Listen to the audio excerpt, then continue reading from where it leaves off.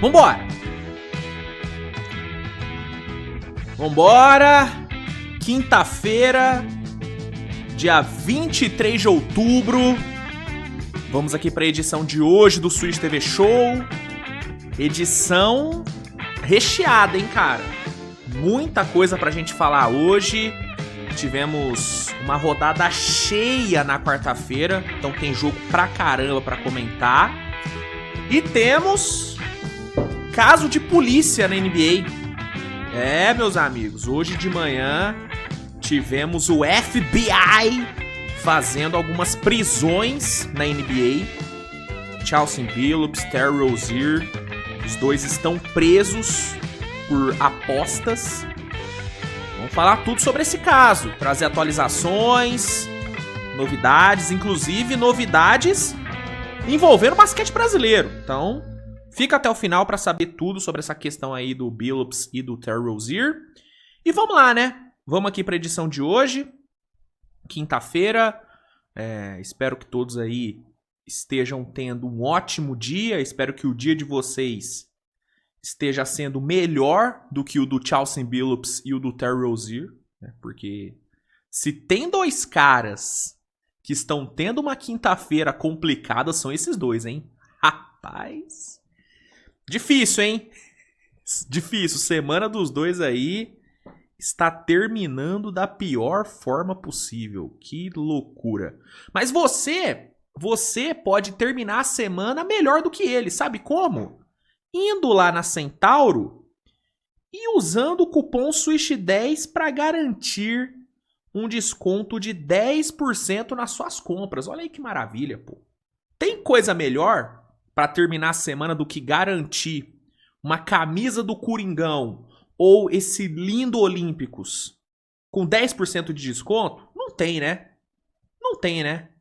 Ó, você aí, torcedor do Cruzeirudo cabeludo, 10% de desconto aqui nessa camisa não te agrada? Pô, não é possível. Você tá querendo uma mochilinha da Nike, pica, 25 litros. Já tá com 37% de desconto aqui na Centauro. Você pode ter mais 10 ainda. É só usar o cupom SWITCH10. Mete o cupomzinho SWITCH10. Garanta esse desconto maravilhoso que, ao mesmo tempo, vai ajudar o canal. Vai ajudar o canal, meu amigo. Porque uma pequena parte do valor do produto que você comprar usando o meu cupom vem pro canal e ajuda a manter tudo isso aqui funcionando. Então, quer terminar a semana melhor do que o Chauncey Billups e o Terry Rozier? Vai na Centauro, mete o cupom SWITCH10 e garanta 10% de desconto na sua compra. Obrigado, Centauro, pela parceria. Tamo junto. E vamos lá, né? Vamos aqui começar essa bagaça. Vamos começar falando sobre os jogos de ontem. E aí, no fim, a gente fala sobre esse caso aí escandaloso envolvendo Chauncey Billups e Terry Rozier. Fechou? Roda a vinhetinha e vamos começar. Beleza então, pessoal. Deixa eu colocar aqui na tela pra vocês. Põe na tela. Sempre que eu falo botar na tela, eu tenho que imitar o da Atena, cara. Tá na... virou tique. Põe na tela, latino. Tem jeito. Comandante Hamilton. Quem é da época do Datena, apresentador de jornal, hein? Porque muita gente, essa nova geração, não pegou o Datena, né? Não pegou o Datena sendo apresentador. Muita gente aí só conhece o Datena por conta da cadeirada no Pablo Marçal. Mas quem aí conhece o Datena das antigas? Eu, velho, cresci assistindo o Datena, pô. Cresci assistindo o Datena, velho. O maior caça-tragédia da TV brasileira. Ele e a Sônia Abrão. Pô, o que esses dois caçavam de tragédia é brincadeira, hein? Os caras eram alimentados, eles se alimentavam de tragédia. Um absurdo. Enfim, põe na tela, vamos aqui comentar sobre os jogos de ontem. Tá aí, ó. Rodada longa. Tivemos ontem uma overdose de NBA. Pra quem tava com saudades, pô, ontem foi brincadeira. Foi brincadeira.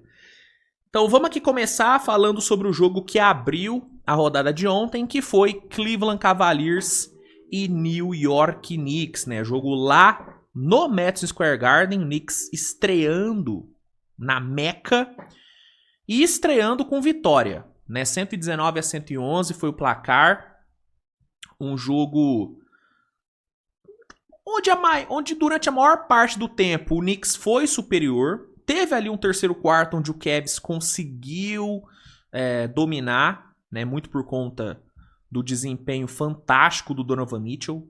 Né? Donovan Mitchell veio para 21 pontos no terceiro quarto, jogou pra caralho. A defesa também apareceu bem. E aí no terceiro quarto o Cavs conseguiu ser superior, tanto que conseguiu buscar a virada depois de perder por 15 no primeiro tempo. Só que aí, no quarto período, o Knicks se acalmou, a defesa voltou a aparecer, o ataque voltou a produzir bem. Inclusive, eu tô gostando muito da proposta ofensiva do Mike Brown para esse time do Knicks. Um ataque de mais movimentação de bola, de mais trabalho sem bola também.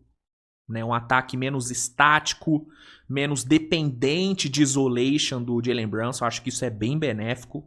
Mike Brown tá fazendo um bom trabalho nesse ataque. E aí, com o ataque fluindo, com a defesa aparecendo, o Knicks conseguiu retomar a vantagem, rapidinho desgarrou e aí garantiu o resultado positivo. Abre a temporada com vitória em cima de um time que a tendência é que seja o seu principal rival na conferência, né? Quando você olha para essa Conferência Leste, você vê dois times meio que destoando dos outros, né? Cavs e Knicks. Eu acho que o Magic entra nesse bolo. Eu acho que o Magic vai entrar nesse bolo.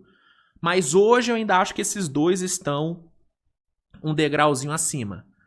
E ontem o Knicks mostrou que pode estar um degrau acima do próprio Cavs, né? Em termos de elenco, em termos de profundidade, em termos de proposta de jogo. Eu acho que o Knicks é o time a ser batido nesse leste, é o favorito na conferência, na minha opinião. E ontem fez valer. Claro que tem que ser pontuado que o Cavs estava com um monte de desfalque, estava sem DeAndre Hunter, estava sem Darius Garland, né? Então o Cavs estava bem desfalcado. O Knicks também estava com desfalques. Mitchell Robinson, Josh Hart, nenhum dos dois jogaram. Mas... sim. Enfim, acho que o Cavs estava mais desfalcado do que o Knicks. Acho que os desfalques do Cavs eram mais pesados.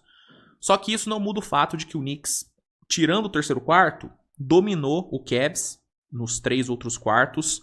Ofensivamente, produziu super bem. Né? Dos 4 quartos, em 3 o Knicks passou dos 30 pontos marcados.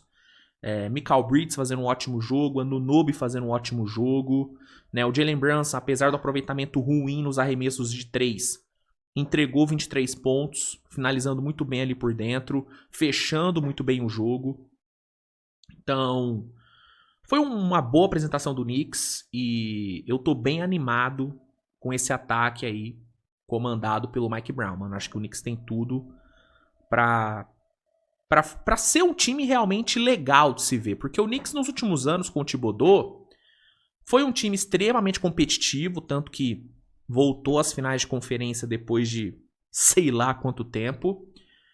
Mas era um time que não dava prazer de assistir, né? Era um ataque modorrento pra caramba, um ataque muito parado, né? Um time muito aguerrido, de muita entrega ali defensiva e física, mas pouco refino, né? Com o Mike Brown, a tendência é do Knicks ser um time mais atraente de fato, né? Um basquete mais vistoso, né? E no jogo de ontem a gente viu muito isso. Então gostei bastante do que eu vi. Também gostei do que eu vi do Cavs, tá? Dados os desfalques, acho que o Cavs fez uma boa apresentação. O que me incomodou muito, especialmente no primeiro tempo, foi a falta de intensidade do Cavs na defesa. Eu achei o Cavs muito passivo defensivamente no primeiro tempo. No segundo tempo melhorou, especialmente no terceiro quarto.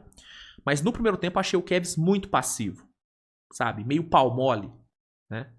Então isso foi o que me incomodou. Mas ofensivamente eu gostei do que eu vi do Cavs. O Evan Mobley foi muito bem no ataque, muito, né, mais agressivo, chamando mais o jogo. O Donovan Mitchell brilhando no terceiro quarto. Então, no fim, acho que os dois times tiveram boas bons pontos positivos, mas o Knicks mais, né? Tanto que saiu com a vitória 119-111. Segundo jogo da rodada, a gente teve o duelo aí, né? De duas potências do leste, Charlotte Hornets contra Brooklyn Nets, né? Jogo aí que duas pessoas devem ter visto esse jogo, né? Essa é a grande verdade. Charlotte venceu de forma tranquila por 136-117, o que já era esperado, né? Jogando em casa contra o Nets, que com certeza vai tancar. Cara, o Charlotte tinha que vencer. Sofreu na defesa? Sofreu. Tomou muito ponto para um time ruim pra cacete. Mas no ataque conseguiu compensar com o LaMelo, com o Miles Bridges, com o Brandon Miller. E aí, Charlotão aí saiu com a vitória. Brandon Miller vindo para 25 pontos e 7 assistências. LaMelo Ball vindo para 20 pontos, 8 assistências e 4 bolas de 3. Inclusive o perímetro de Charlotte foi muito bem ontem, né? Foram 17 bolas de 3 convertidas pelo time. Com o Knippel fez uma boa estreia. Foram 11 pontos com 3 de 4 para 3. Bom jogo aí do novato. Né? O Kalkbrenner também foi bem. Novato ali de pivôzão novato. 11 rebotes, 10 pontos, 2 tocos. Se mostrando aí com bom potencial para ser titular desse time. Colin Sexton também teve bons momentos e tal. Então, uma boa vitória de Charlotte. Vamos ver como que o time desempenha quando pegar um adversário mais forte, né? Porque esse time do Nets não é parâmetro para absolutamente nada. Um jogo bom pra caramba que a gente teve ontem foi Magic e Heat. Esse jogo foi bom, viu? Esse jogo foi muito bom. O jogo lá em Orlando, né? O Heat, cara, dificultou demais a vida de Orlando. Orlando não teve vida fácil. Mas no fim, o Magic saiu com a vitória, 125-121.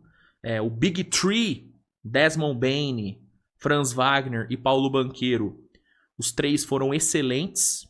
Excelentes. Franz Wagner, 24 pontos, 6 assistências, 4 rebotes, fez um grande jogo. Desmond Bane fazendo uma excelente estreia, 23 pontos com 3 bolas de 3, né, já mostrando, né, o porquê que o Magic foi atrás dele. O Magic precisava urgentemente de arremesso, de um arremessador confiável. O Desmond Bane é esse cara. É um cara que vai te entregar bolas de 3, que vai te entregar um bom espaçamento.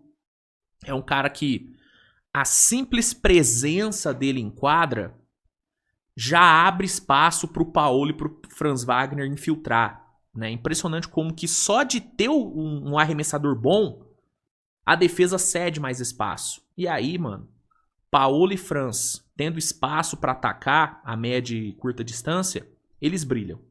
Eles brilham. Tanto que os dois combinaram para 48 pontos. Né? Então, Desmond Bane fez uma ótima estreia. Acho que esse trio tem tudo para dar muito certo. E eu gostei. Gostei do que eu vi de Orlando.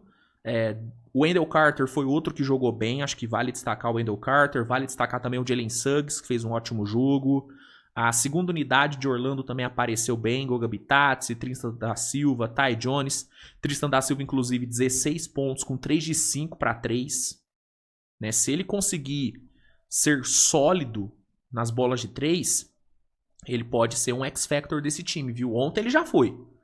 Então é um menino pra gente ficar de olho também. Segundo anista que tem tudo pra ter um ano muito bom. Então, eu gostei, cara. Gostei do que eu vi do Medicaço. E o Heat, cara, competiu, né, mano? O que quebrou o Heat ontem foi a falta de defesa, né? A defesa do Heat ontem deixou muito a desejar, né? O Bam Adebayo teve que defender todo mundo ontem. Impressionante como ele foi extremamente sobrecarregado. Mas o ataque funcionou, né, cara? O ataque funcionou. Norman Powell fazendo uma ótima estreia, 28 pontos para ele. Pegando aqui outros números. Importante lembrar, Miami Heat sem Tyler Hero, né? Desfalque importante. Norman Powell foi o cestinha, mas Davion Mitchell, 2 bolas de 3. Jovic, 9 pontos com 2 bolas de 3 também. Bam Adebayo vindo para duplo-duplo, 15 pontos e 12 rebotes. Aí você teve Fonteco e Jaime Hacks combinando para 26 vindo do banco. Quem não foi bem ontem e eu tava esperando um jogo melhor foi o Kelewar, né? Kelewar, que fez uma pré-temporada muito forte, ontem foi bem abaixo, né? Jogou seus 14 minutinhos, só 7 pontos. Não foi muito bem. Inclusive, ele poderia ter jogado até mais, né? O Spoelstra poderia ter dado uns minutinhos a mais aí pro garoto. Mas, enfim. Questão do Heat ontem foi a defesa. A defesa realmente deixou bastante a desejar. E aí, Orlando soube se aproveitar disso, fechou muito bem o jogo e garantiu a vitória neste apertado duelo.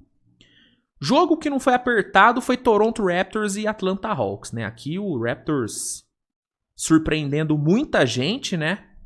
Passou-lhe o carro contra um dos fortes times desse leste, né? Atlanta com os reforços foi alçado ao posto de um dos contenders da conferência, mas ontem os caras não corresponderam.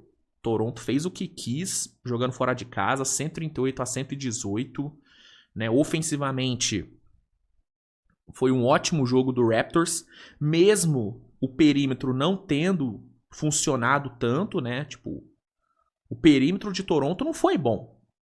Não foi bom, eles não chutaram bem para 3. Só que eles tiveram um volume absurdo na média e curta distância. RJ Barrett, Scottie Barnes, Brandon Ingram. Os caras deitaram ali na média e curta distância. Né? Então, foi aí uma dominância muito grande do Toronto. Eu admito que eu não esperava Toronto dominando dessa forma. E dominou sem fazer nada de inovador. Não é que o Rajakovic, mano, desenvolveu uma estratégia brilhante. Não. Toronto fez o simples ali, atacou o espaço, se aproveitou das falhas defensivas do Hawks, que não foram poucas. Cara, vitóriazaça de Toronto.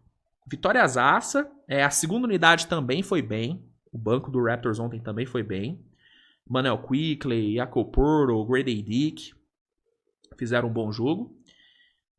E bela vitória, cara. Bela vitória de Toronto, fora de casa. E decepcionante o Hawks ontem, viu? Eu esperava muito mais desse time. Achei que, especialmente na parte defensiva, a gente ia ver um Hawks bem seguro e não foi o que a gente viu. Não foi o que a gente viu. Mesmo com o Jalen Johnson, mesmo com o Dyson Daniels, mesmo com o Riz Achey, a defesa ali não fez nada. Feio, viu? Bem feio o Hawks ontem, cara. A facilidade que Toronto teve de infiltrar, de finalizar ali por dentro foi impressionante, cara. De fato, foi impressionante.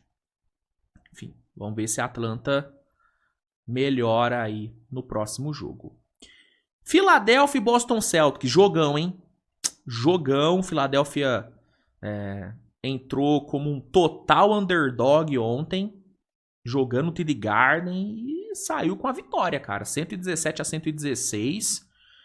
Philadelphia conseguindo aí um resultado gigante fora de casa. Ainda mais pelo contexto do jogo, né, cara? Pô, o Philadelphia entrou no quarto período perdendo por 9 pontos, se não me engano. Tinha tomado 35-18 no terceiro período. Né? Tava tudo encaminhado pro Sixers perder. O Embiid sendo completamente nulo no jogo inteiro, sendo muito bem marcado pelo Celtics e defensivamente não fazendo nada. Era um cenário ruim para Filadélfia, só que os caras foram lá, engataram uma run de 17-5 ou 17-6. Engataram ali, deixa eu só confirmar essa run. Acho que eu tinha anotado, 17-7. Faltando 3 minutos. O Celtics, faltando 3 minutos, liderava por 9. E aí, nesses 3 minutos, Filadélfia meteu 17-7. Uma recuperação absurda. Recuperação essa comandada por esse backcourt que se mostrou com um potencial impressionante. Esse backcourt de Filadélfia com Tyrese Maxey e VJ Edgecombe, cara, tem um potencial muito grande. Os dois ontem combinaram para 74 pontos, cara. 74 pontos combinados, velho. Surreal que esses dois jogaram. 40 pontos do Maxey com 7 bolas de 3 e 34 pro Edcombe. Edcombe se tornando o calouro com a terceira maior pontuação em estreia na história, ficando atrás apenas dos 35 pontos do Frank Selby e dos 43 do Will Chamberlain. Atuação fantástica, cara. Atuação fantástica do Edcombe, atuação histórica do menino. E, repito, cara, esse backcourt tem um potencial muito grande. Muito grande. Né? Se o Embiid conseguir jogar melhor do que jogou ontem, o que eu acho que pode acontecer, até porque jogar pior do que jogou ontem não dá, né? Pior não dá. Cara, esse Philadelphia pode sonhar. Esse Philadelphia pode sonhar com o Paul George voltando aí. E se ele ficar minimamente saudável, a gente pode ver esses Sixers brigando legal por pós-temporada, viu? Mas eu vou te falar, mesmo se o Paul George não voltar e quando voltar não ficar por muito tempo saudável, e mesmo se o Embiid também não conseguir ficar saudável por muito tempo, eu ainda acho que Philadelphia pode brigar se Maxey e Edcombe permanecerem saudáveis. Porque nesse leste aberto, mano, você tendo um backcourt desse nível, desses dois moleques que estão com um gás infinito, com um grande técnico que é o Nick Nurse, dá pra você brigar, mano. Dá pra você brigar. Então acho que Philadelphia... O torcedor pode acabar se surpreendendo com esse time do Sixers nesse ano, viu? Torcedor aí que tá com nenhuma expectativa, acho que dá pra começar a criar uma pequena expectativa. Uma pequena, não cria muita também não, pra não se decepcionar. Mas dá pra criar uma pequena expectativa por conta desse backcourt. Esse backcourt tem muito potencial, mano. Tem muito potencial. Impressionante o que esses dois jogaram ontem. E sobre o Celtics, cara, decepcionante a derrota, né? Pelo contexto do jogo, chegar nos últimos minutos ali vencendo por 9, com o Embiid não jogando nada, com o Jaylen Brown, com o Derrick White ali aparecendo, né, jogando bem e tal, pô, dava pro Boston vencer, né, jogando em casa ainda, no TD Garden. Decepcionante. Esperava um pouquinho mais aí do Celtics, especialmente ali na hora de fechar o jogo, né. Chicago Bulls e Detroit Pistons, vitória do Bulls por 115-111, um jogo de altos e baixos, né, por parte do Bulls, né? Bulls ali conseguiu amassar no primeiro tempo, foi muito dominante ali nos dois primeiros quartos, inclusive metendo 35-19 na primeira parcial. Só que aí no segundo tempo, mano, o time caiu muito de rendimento, sofreu pra caralho ali no quarto período, mas no fim conseguiu sobreviver. Garantiu a vitória jogando no United Center. Vucevic, Buzelis, Josh Giddey jogando muito bem, né, cara? O Vucevic, 28 pontos, 14 rebotes com 4 bolas de 3, fazendo um excelente jogo. Buzelis, mano, mostrando que realmente ele vem para uma temporada nível MIP. 21 pontos, 6 rebotes, 3 tocos pro Buzelis. Jogou demais. Demais, inclusive aparecendo muito bem ali no clutch. Fazendo um clutch time muito forte. E o Josh Giddey, cara, sendo o fio condutor desse time, né, mano? 19 pontos, 11 assistências, 6 rebotes. Gostei muito do jogo do Giddey. E... cara, esse Bulls vai ser divertido, hein? Esse Chicago Bulls vai ser um time bem divertido. Vai ser resenha. Esse Bullsão vai ser resenha. Sobre Detroit... pô, Detroit não foi bem, né, cara? Assim... achei o time muito frágil. Muito frágil. Ofensivamente, não gostei do que eu vi. Achei que o Cade Cunningham ficou absurdamente sobrecarregado nesse jogo. Não teve ajuda. Né? Duncan Robinson e Caris LeVert, que chegaram para substituir o Tim Hardaway, o Beasley e o Schroeder, Eles não conseguiram substituir a altura. Duncan Robinson, 0 de 5, né, para 3 pontos. O time em si do Pistons foi muito mal arremessando ontem, 7 de 24. E o Caris LeVert não fez nada, tipo, não ajudou em nada na criação. Então, feio, cara. Jogo ruim de Detroit. Quase venceram, porque o Bulls deu ali uma colapsada depois do intervalo. Mas não gostei. Né? A Isaiah Stewart fez um bom jogo, né? É importante destacar ele, mas de resto eu não gostei muito do que eu vi de Detroit, não. Eu esperava mais. Esperava bem mais desse time.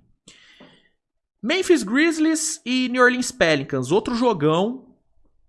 Outro jogaço. Memphis, mesmo todo esfacelado de lesões, conseguiu sair com a vitória, buscando uma virada de 15 pontos.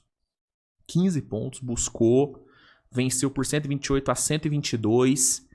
Ja Morant jogando pra caralho. 35 pontos pra ele, brilhando ali no clutch. 13 de 20 no field goal. Muito bem. JJJ, apesar, né, de novo ter sido ejetado, enquanto esteve em quadra, foi muito bem. Foram 7 tocos pro JJJ. 7 tocos. Flertando com o triple-double. E bela vitória, cara. Bela vitória de New Orleans, mostrando resiliência, mostrando força pra fechar o jogo. De New Orleans, não. Bela vitória do Memphis. Perdão. Bela vitória de Memphis. E sobre o Pelicans, vou te falar, cara. Apesar de ter tomado a virada e tudo, né? Fez ali um segundo tempo bem abaixo, especialmente terceiro quarto. Cara, deu pra tirar coisa positiva aí do Pelicans, viu? Especialmente o Zion. Zion ontem jogou muito bem. 33 minutos, 21 arremessos, roubando 5 bolas, tendo muito volume, sendo agressivo, terminando com 27 pontos. Gostei muito, cara. Gostei muito do jogo do Zion. A questão é o tempo que ele vai ficar saudável, né, mano? É o que eu venho falando. Esse Pelicans, com o Zion jogando seus 60, 65 jogos, cara, o time compete, mano. O time compete. O problema é o Zion jogar essa quantidade de jogos. Mas se ele jogar e manter o nível que ele apresentou ontem, o que acontece, né? Porque o problema do Zion nunca é quadra. Em quadra, o Zion sempre performa. O problema é ele estar em quadra, mas ele estando por pelo menos uns 60, 65 jogos, esse Pelicans compete, cara. Esse Pelicans compete. Ontem competiu pra caramba. Aqui, no fim, o 12 resolveu jogar, resolveu brincar. Mas foi um bom jogo, cara. Acho que foi um jogo bem competitivo. Bucks e Wizards aqui não foi tão competitivo, não. O Bucks venceu bem por 133 a 120. E o segundo tempo do Bucks não foi tão bom, né? Eles deram ali uma relaxada depois de abrir uma baita vantagem no primeiro tempo. Mas, no geral, foi um jogo bom de Milwaukee, especialmente na parte ofensiva.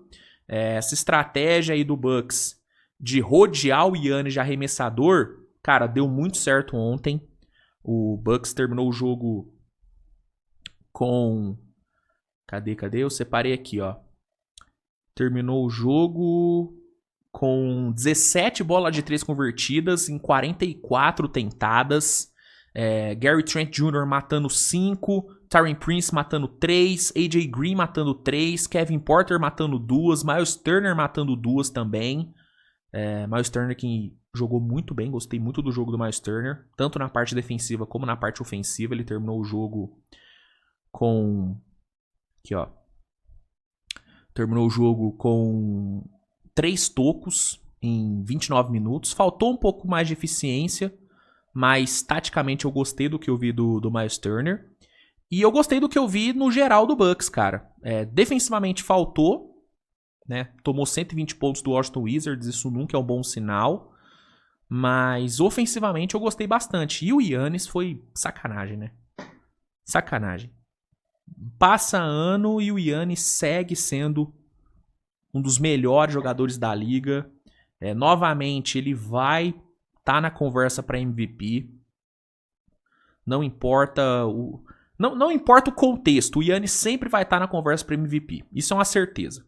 Né? Ontem foram 37 pontos, 14 rebotes, 5 assistências, foram 30 pontos dentro do garrafão, uma dominância absurda. E isso só em 27 minutos, tá? Jogando só 27 minutos ele fez isso. É um bizarro, cara. É realmente um bizarro.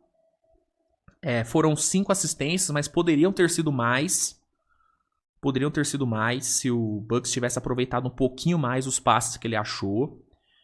Cara, é o que eu vou me falando, mano. Esse time do Bucks é melhor do que você pensa, mano. É melhor do que você pensa. É um time frágil defensivamente? Vai sofrer na defesa? Vai. Mas ofensivamente esse time vai produzir. Esse time vai te machucar no ataque.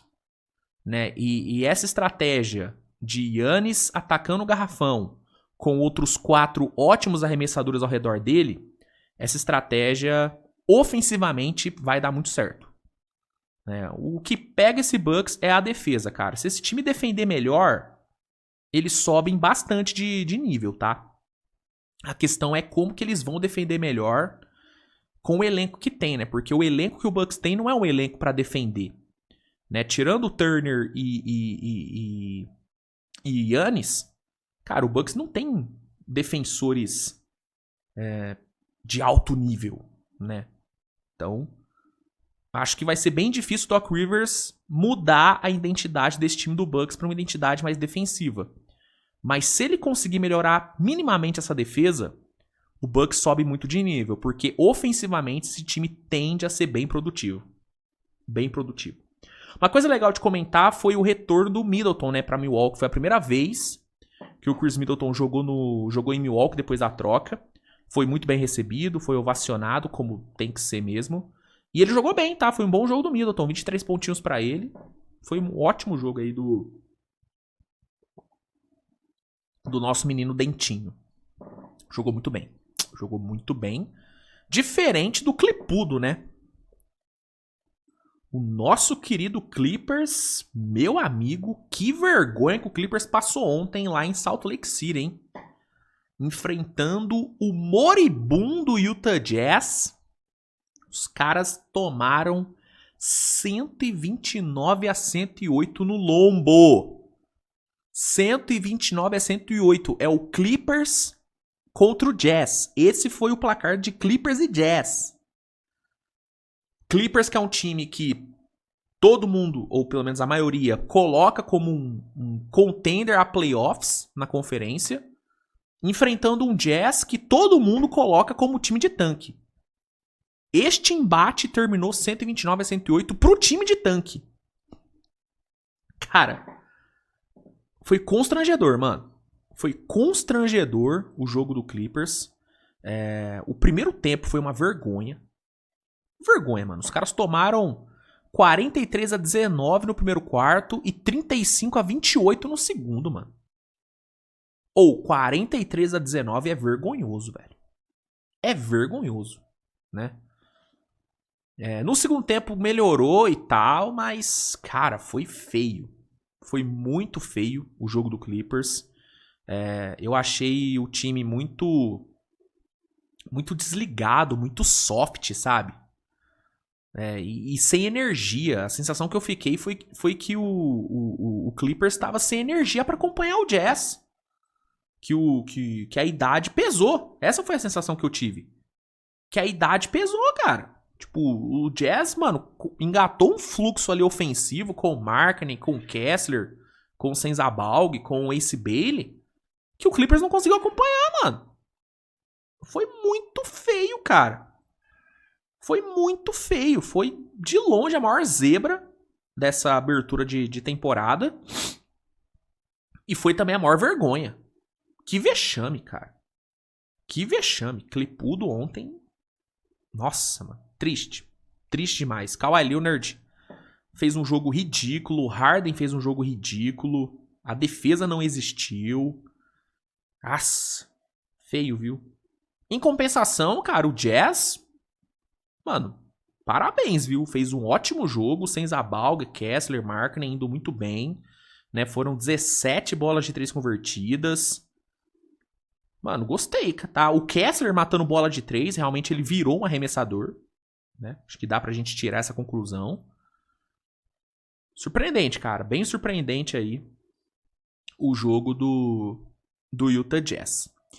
Caminhando aqui pra reta final, pessoal, a gente teve o show de Victor Wembanyama contra o Dallas Mavericks. Isso aqui foi, de longe, a maior atuação que a gente viu nessa abertura de temporada, né? O jogo do Luka foi fantástico, mas pra mim o que o Wembanyama fez ontem foi outra parada. Foi outra parada, né? O Spurs venceu por 125-92, mas o jogo, nesse caso, fica em segundo plano, porque mesmo se San Antonio tivesse perdido, eu estaria falando a mesma coisa sobre o Wembanyama. Porque o que ele fez, mano, foi inacreditável, né? 40 pontos, 15 rebotes, 3 tocos. Só que os números... Isso é muito louco, né? Porque os números são fodas.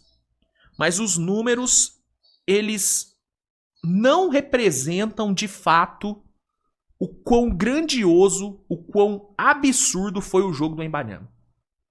Os números não traduzem isso. Por mais que os números sejam incríveis, é pouco pra traduzir o jogo do Wembanyama. Você tem que ver, cara. Se você não viu o que o Wembanyama fez, se você não assistiu os lances desse jogo, vai assistir, cara. Se dê esse presente e vai assistir os highlights do Wembanyama ontem. Foi um espetáculo, cara. Foi um espetáculo. O que o Wembanyama fez ontem, cara, eu não me lembro de ter visto na NBA. O jeito que o Wembanyama passou por cima de um dos melhores defensores dessa geração e um dos melhores defensores da história, que é o Anthony Davis, eu nunca vi. Eu nunca vi. O Jokic, ele teve excepcionais jogos contra o Anthony Davis na sua carreira, né? Mas nada perto do que o Wembanyama fez ontem. O Wembanyama ontem, eu falei isso no vídeo que eu soltei na madrugada. O Wembanyama, ele fez o Anthony Davis parecer o Luke Cornet, cara. Ele fez o Anthony Davis parecer um comum. Parecer uma criança, parecer um jogador de D-League. Foi isso que o Wembanyama fez, cara. O Wembanyama humilhou o Anthony Davis. A palavra é essa, ele humilhou o jogador Anthony Davis. Eu até... Deixa eu buscar aqui um lance aqui pra vocês. Cadê? Vou pegar aqui. Ó. Aqui tem um compiladinho aqui. O Pisonalinha fez aqui uma análise bem legal do jogo do Wemby. Inclusive, recomendo que vocês vão lá ver. Que eu vou pegar um compiladinho dos lances dele só pra quem não viu, né? Só pra você ter um pouquinho da noção do que ele fez. Não vou colocar em tela cheia, tá, gente? Pro YouTube não dar aquele copyright. Mas, ó, aqui você já vai ter noção. Ó, isso aqui é pra cima do Lively, tá? Um dos melhores protetores de aro da NBA. Ontem o Lively parecia um pedaço de cocô. Em comparação ao Wembanyama. Parecia um pedaço de cocô. Olha esse toco no Anthony Davis, mano. Olha a facilidade com que ele dá esse toco. Ó, pra cima do Cooper Flag. Um tomahawk depois de um trabalho de pés absurdo. Olha isso aqui. Fake. Ó. Olha essa mobilidade, cara. Não, olha isso aí. Olha isso. Fadeaway. Toma. Transição. Ponte aérea. Reverse. Como se não fosse nada. Como se não fosse nada. Ó, pra cima do AD. Ó. Cara. Ó o PJ Washington. Fake. Reverse. Isso aqui é só um aperitivo, tá? Só uma amostra do que ele fez. Foi realmente assustador. A definição pro que o Wembanyama fez ontem foi assustador. A forma como ele dominou completamente o jogo, né? A forma como ele dominou um dos melhores garrafões da NBA, cara, foi assombroso, mano. Foi assombroso. E não é que ele dominou fisicamente. Ele dominou na técnica. Se você for pegar os lances todos, você vai ver que poucos lances o Wembanyama resolveu de fato na força. A maioria ele resolveu na técnica, no trabalho de pés, na aceleração, na mobilidade. E isso é prova de que o treinamento dele com o Olajuwon realmente fez efeito. Realmente o The Dream criou um monstrinho. Criou um monstrinho. Inacreditável, cara. Fora arremesso também. Cara, ontem ele matou uma bola de 3 na cara do Dereck Lively, que foi inclusive um end-one. Brincadeira. Foi brincadeira. Defensivamente impecável. Cara, que atuação monstruosa, cara. Que atuação monstruosa. Se o Wembanyama mantiver essa pegada pra temporada, sem sacanagem, a gente vai chegar no final do ano discutindo se ele já não é o melhor jogador de basquete do planeta. Essa é a realidade, gente. Se o Wembanyama manter o nível que ele teve ontem, a gente termina o ano discutindo se ele já não é o melhor jogador de basquete do mundo. Essa é a verdade. Essa é a verdade, cara. Inclusive, o Anthony Davis ontem, mano, rasgou elogios ao Wemby, né? Até separei aqui as falas do AD. O AD que, repito, um dos melhores defensores dessa geração. Um hall da fama, tá? Olha o que ele falou sobre o Wemby. Acho que vocês não entendem que quando você tem um cara de mais de 2,25 na sua frente, o Wemby tem 2,32, né? Ele foi listado. Ninguém vai bloquear o arremesso dele e ele arremessa por cima de você. Nesse ponto, você só reza pra que ele erre, né? Agora é orar, como diria William Bigode. Ele nos colocou em apuros com faltas. Todos os nossos pivôs ficaram pendurados e isso tira a agressividade da sua defesa. Isso aqui é um hall da fama, é um dos melhores defensores da geração, é um defensor geracional falando. Falando que quando ele enfrenta o Wemby, é só rezar. Só isso aqui já deixa claro o nível desse cara. É bizarro, cara. E sabe o que é o mais louco? Foi só o primeiro jogo, mano. Foi só o primeiro jogo. Cara, é bizarro. É bizarro. Quem não ficou assustado com o Wembanyama ontem é maluco.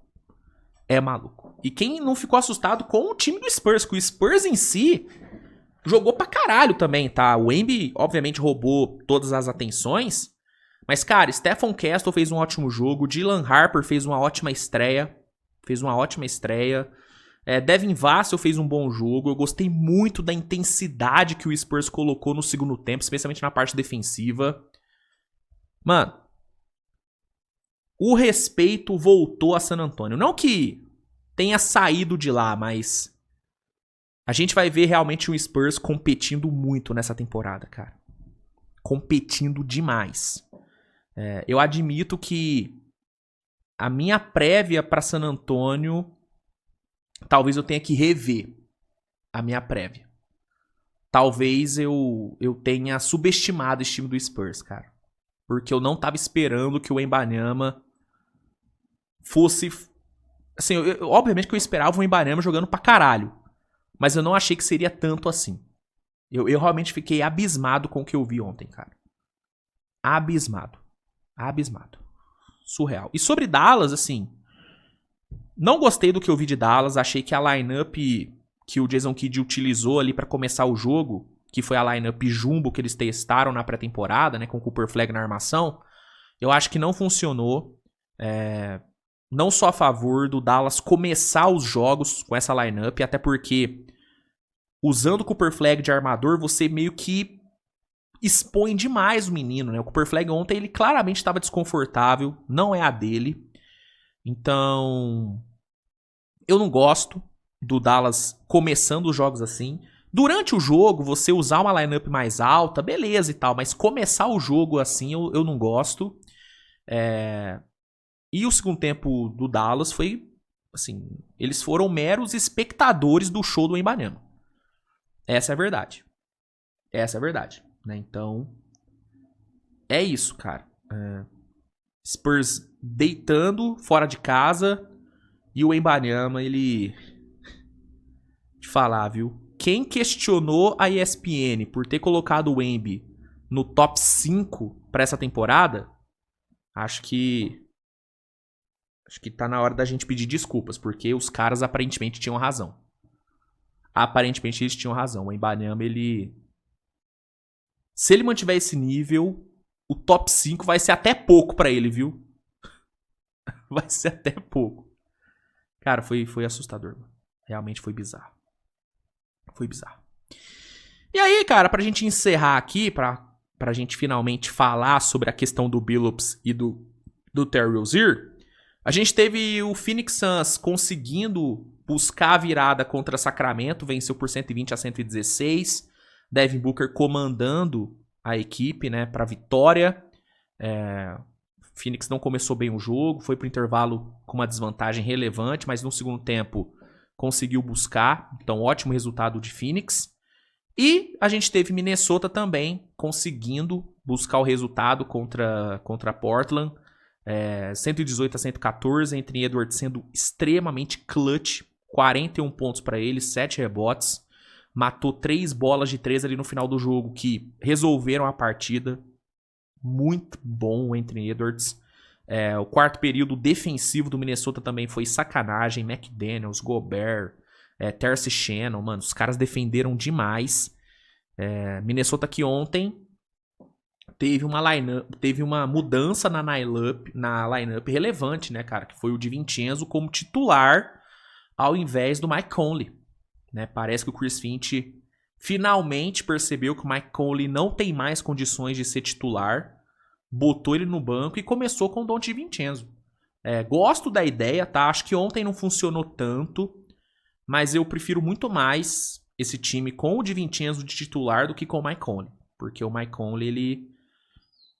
Não tem como mais, cara. De fato, não tem como mais o Mike Conley ser titular de um time competitivo na NBA.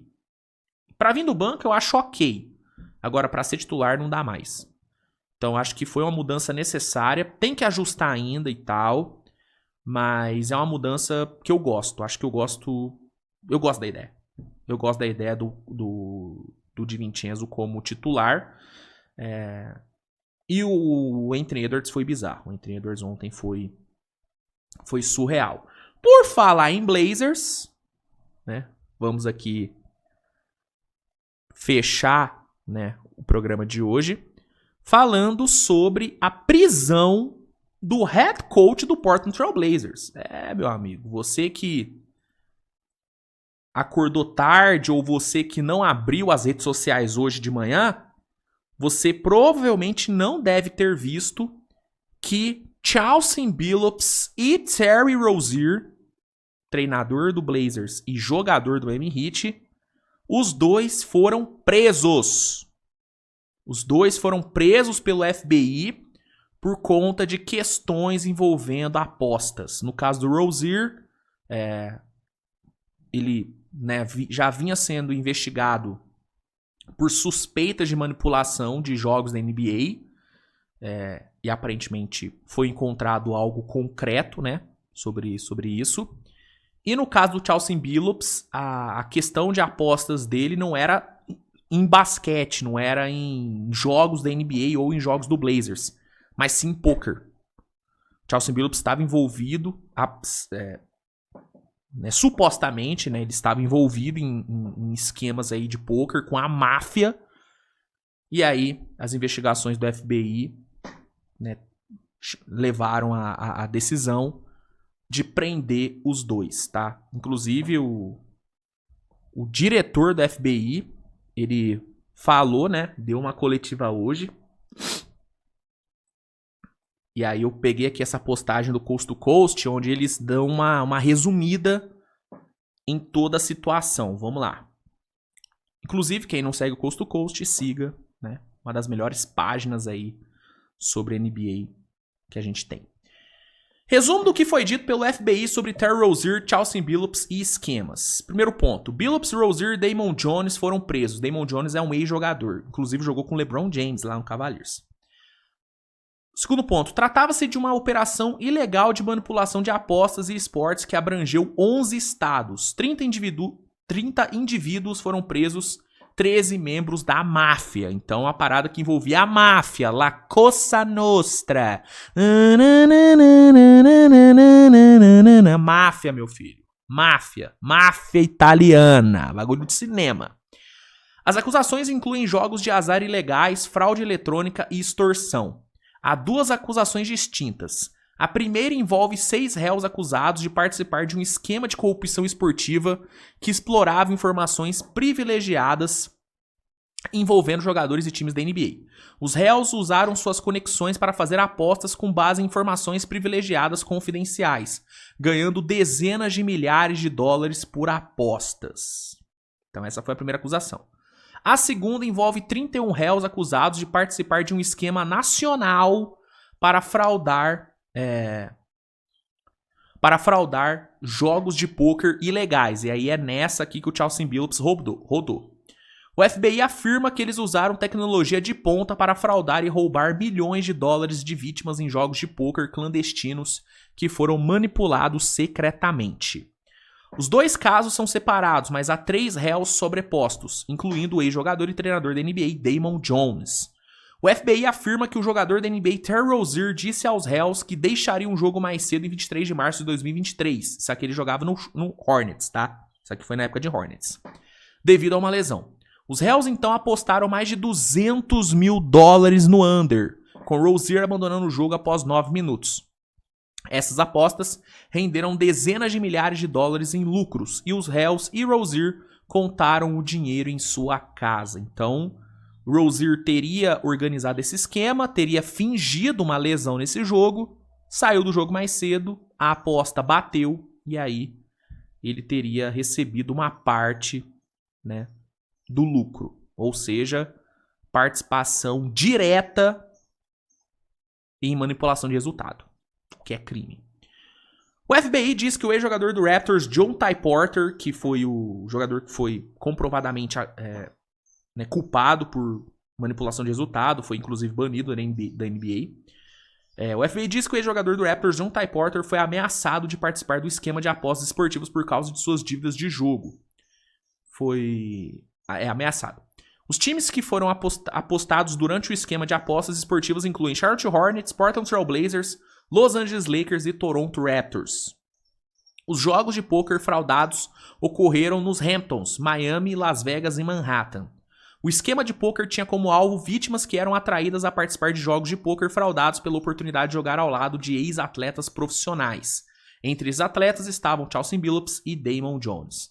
O FBI afirma que os réus utilizaram máquinas de embaralhamento modificadas para ler as cartas do baralho. Em seguida, repassaram essa informação a um operador externo, ou seja, fraudaram o jogo. O operador externo, conhecido como quarterback, olha aí, hein? Então enviava essa informação a alguém na mesa. O FBI também afirma que os réus utilizaram outras tecnologias de trapaça, incluindo bandejas de fichas de pôquer que liam as cartas por meio de câmeras escondidas, lentes de contato especiais, óculos que podiam ler cartas marcadas e mesas de pôquer de raio-x que podiam ler as faces das cartas. O FBI diz que os réus roubaram uma vítima sob mira de uma arma para adquirir uma máquina de embaralhar fraudada. A investigação sobre apostas esportivas é chamada de Operação Nothing But Net, enquanto a investigação sobre pôquer é chamada de Operação Royal Flush. Olha aí, os nomes muito criativos, né? O FBI vem trabalhando nessa investigação há 4 anos. Uma vítima específica perdeu pelo menos 1,8 milhão de dólares. Então, cara, puta esquema onde Rozier e Billups aparentemente estavam envolvidos. E aí, meu amigo, isso aqui, cara, a gente tá falando, mano, de uma parada gigante, tá? Não é qualquer coisinha, não é uma acusaçãozinha. É uma parada absolutamente poderosa de séria. É bizarro, cara.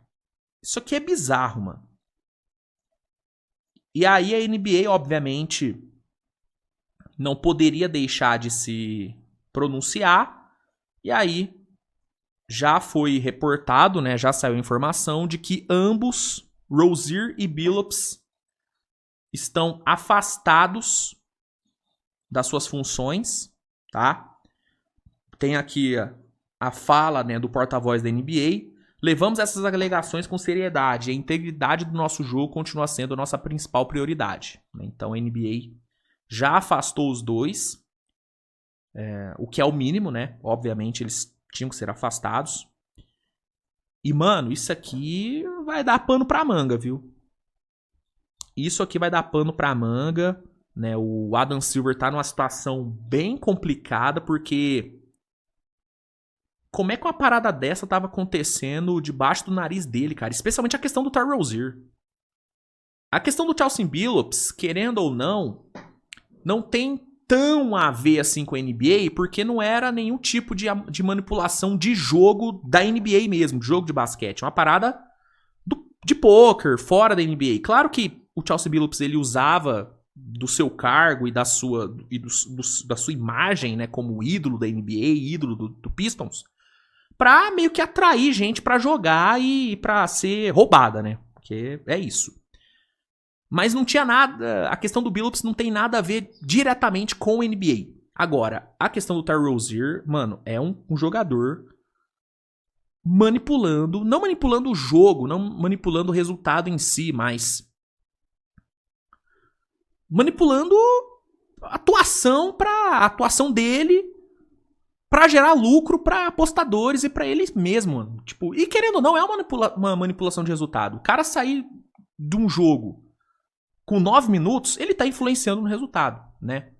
Então, isso é uma parada muito séria que fere e muito a credibilidade da NBA. Fere muito, cara. Né? E é muito louco porque as informações são de que o Adam Silver não estava sabendo dessas investigações do FBI. A NBA sabia da investigação em relação ao Terry Rozier. Essa era sabida.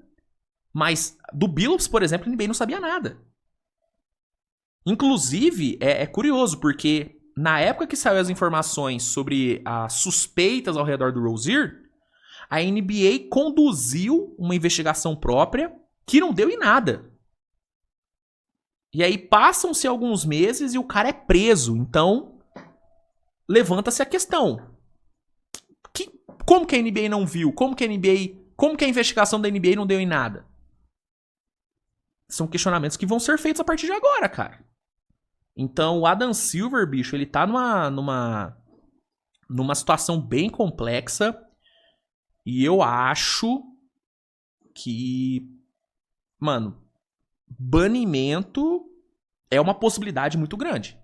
Porque o Adam Silver vai precisar mostrar força. Ele vai precisar mostrar que, mano, aqui tem comando, aqui a gente não vai aceitar essa porra. E é aquilo. Se ele banir o John Ty Porter, ele tem que banir esses dois também.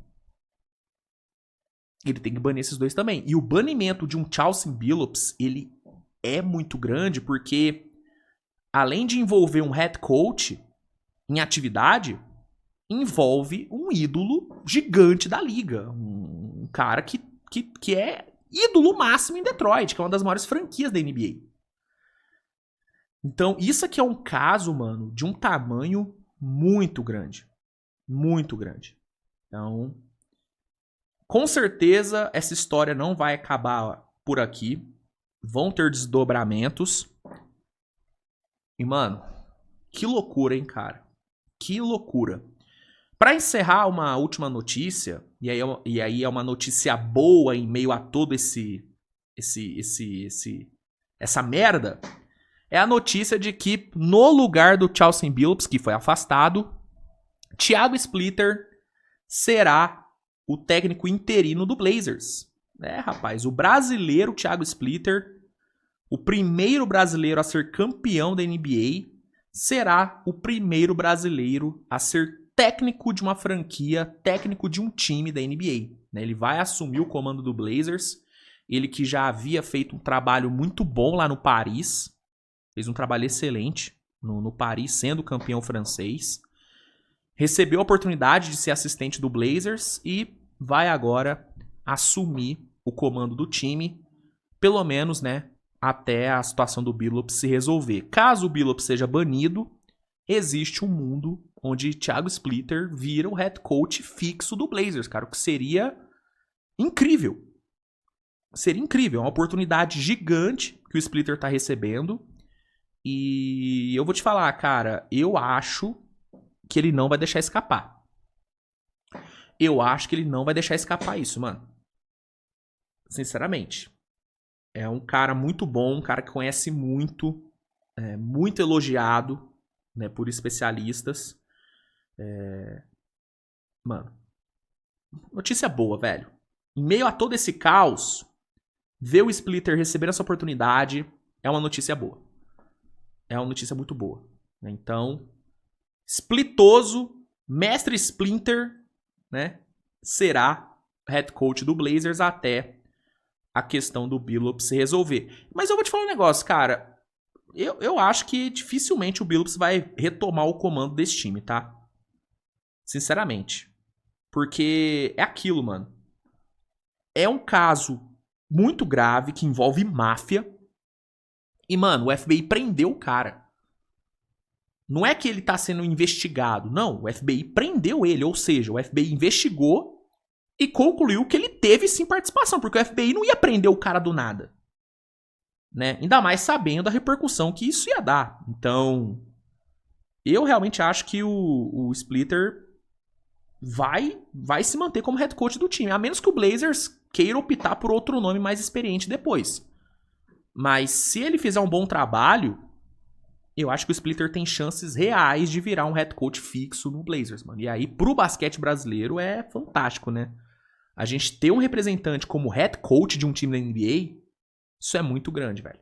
Isso é muito grande. Então, vamos torcer aí pro Thiago Splitter fazer um bom trabalho. E eu acho que ele vai fazer um bom trabalho. É um elenco jovem, ele é um cara que no Paris se destacou muito, né, por implementar um estilo de jogo de muita velocidade, de muita transição. Acho que com esse time do Blazers ele vai conseguir fazer isso. Então eu tô com ótimas expectativas aí pro nosso mano Splitter, tá? Enfim, rapaziada, pro programa de hoje é isso. Programa cheio, né? Mais de 1 hora. Fazia tempo que eu não fazia um Switch TV Show de 1 hora. Muito feliz. Obrigado, viu, pela audiência nessa quinta-feira. Espero que vocês tenham gostado do programa. Não se esqueça de deixar o like, de se inscrever no canal, de compartilhar, tá? Hoje, mais cedo, foi ao ar a primeira edição do Switch Convida, que é o novo quadro aí do canal, quadro de entrevistas. Eu conversei, né, com o Gustavo Meza, da Toco TV. Ficou um episódio bem bacana. Se você não viu, vai assistir. Ficou bem legal. E é isso, né? Vai lá assistir. O Switch Convida vai rolar toda semana, toda quinta-feira, tá? Então, já deixa anotado na sua agendinha. E o Switch TV Show volta amanhã. A gente volta amanhã falando sobre a rodada de hoje, comentando sobre notícias. Vamos ver se vai sair a atualização, né, sobre esse caso. Então, qualquer novidade eu trago pra vocês no programa de amanhã, tá bom? Fiquem bem, beijo no coração de vocês e tchau!